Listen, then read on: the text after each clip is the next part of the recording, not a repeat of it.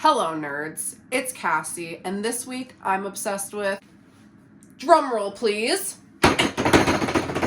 The Folk of the Air series by Holly Black. Now I know I'm late to the train, but honestly this series has me hooked. Drama, suspense, romance, pain, suffering. Fairies. This is hysterical. So before I begin praising Holly Black and basically worshipping the ground that she walks on for creating such a masterpiece, I thought we would rate each book individually. The Tried and True, The Cruel Prince, the first one, The Baby. This one, I'm obsessed with it, but when I first started reading it, it was kind of hard for me to get into. Thought there was going to be a love interest. Nothing really happens in this one very much. So I'm going to give this one a 4.5 just because she really has to set up this huge world. This one, The Wicked King. This one had me crying. I don't cry when I read books or watch movies. My husband thinks I'm heartless. This book had me in tears. I love this book. The ending to this is Ridiculous. plot twist galore. There is a love interest. Maybe. You don't know. You never know with Holly Black. She keeps you guessing. I love this book. I'm going to give this one 5 stars. This one is the ending. And I cried after in my husband's arms. I wept. Because it is the perfect ending to the series. I don't care what anybody says. I saw you guys on Goodreads. You guys were talking crap about the ending. I can't understand. What is wrong with you? Are you trying to stab me in my heart? This was perfect. But the beginning to me, once again, was a little slow for this one. I wanted to get right into the meat of it, and Holly kind of dragged me along. She knew that the ending to The Wicked King was so good, and she kind of wanted to keep you on your toes a little bit longer than what I wanted. So I'm going to give this one 4.8. Now, you better know, after the ending, I did not want to leave the world. I wanted to stay in Fairyland, and I had to get this book. This is How the King of Elfhame Learned to Hate Stories. Now, this book is kind of a prequel, kind of not, and it's told in a different character's perspective, so it's not told by Jude, who's the protagonist of the rest of the series.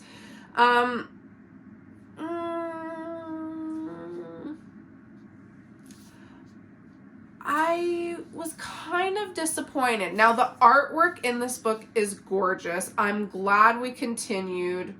Jude's still in it. She's not in it as much as I like. So I felt like this book was kind of a fan fiction. It was kind of a teaser. So I'm actually going to give this one probably a 2.5. Just because my expectations were so high after the ending of the series that I really had high hopes for this. I wanted to be back in the world, and this one didn't fully bring me back into the world, and it didn't answer all the important questions I had. It just gave kind of some backstory and a little bit of the future, but not much. Now, I'm not going to get into any spoilers, but basically, these books took me into a different world, and Holly Black is like a master of character development. Like, the whole reason why I was crying at the end of the series isn't even just because of like how it ended, but because of how the characters grew and how I got to know them. And it was like when I closed the last book, it was like I was saying goodbye to my friends. I know it's pathetic. Maybe I need to go make some more friends out in the real world, but I made friends in this book, guys. I made friends.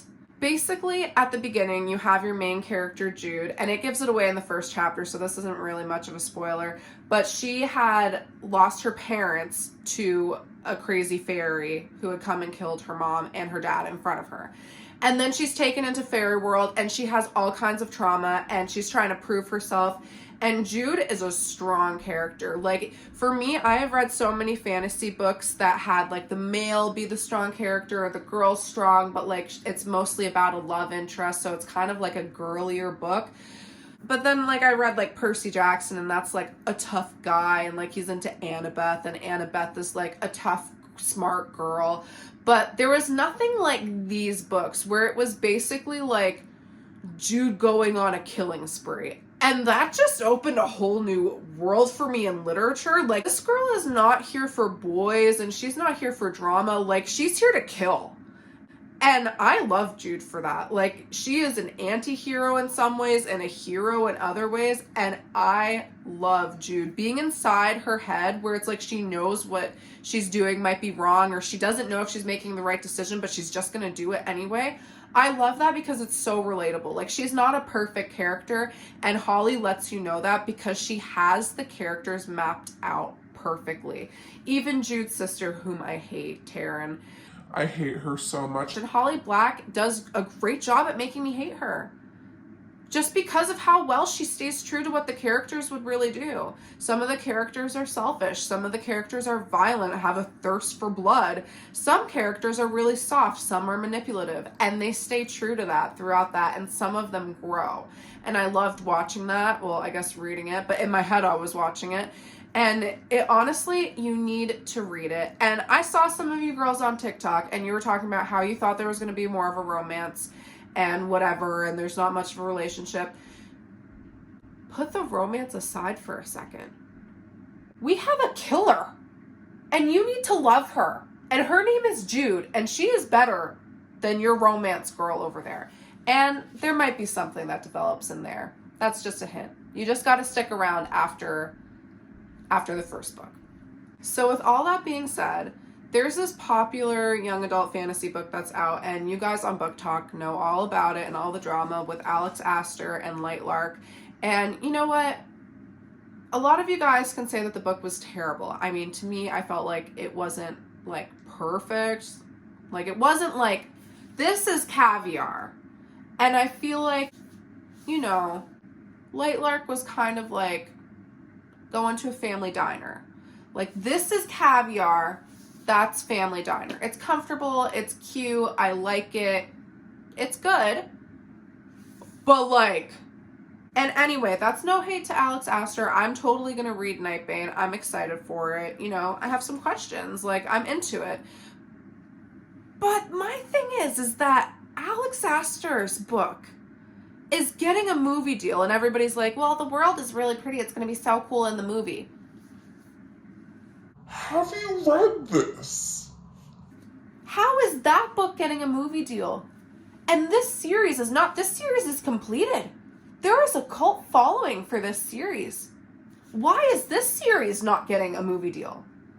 And I know there was some tea about how somebody had picked up some of the rights for it or something, but nothing's been done with it. And I honestly think they need to get on that because, yeah, Lightlark and all of the Moonling, Starling, Buttling, all that stuff, like, that's great. But you can go into a whole fairy world, and this fairy world isn't like twinkling little fairies like Tinkerbell everywhere. Like, this is like dark-ish. Like, they're like coming to kill you. They're like manipulating you. They're tricking you. There's all this stuff. There's all these schemes being made. And there's this whole political system in there. Like, it needs to be a movie, and everything's so detailed, and like, there's this giant world. And I feel like in Lightlark, like, there was kind of this world being made, but like, I feel like Alex mostly described like the outfits that people wore, and I'm like, that's cute, but that's not the whole world. So I don't know. I know you guys could have your own opinions. That's no hate to Alex. All I'm saying is that Lightlark versus this, there's no comparison, and this needs to have a movie deal. So I think we should all riot and demand that there is a movie deal for the Folk of the Air series. And there's another thing I have to say. I have a confession. This book, this series, changed my life so much. And this is toxic. This is wrong. I know. You can hold me accountable. You can go after me in the comments. I have changed my whole bedroom around to now be cottagecore. I am not joking. I need to show you right now.